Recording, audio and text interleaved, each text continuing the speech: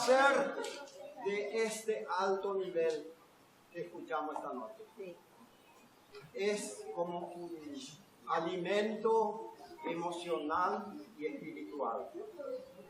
Bueno, muchísimas gracias a todo el público. Muchísimas gracias.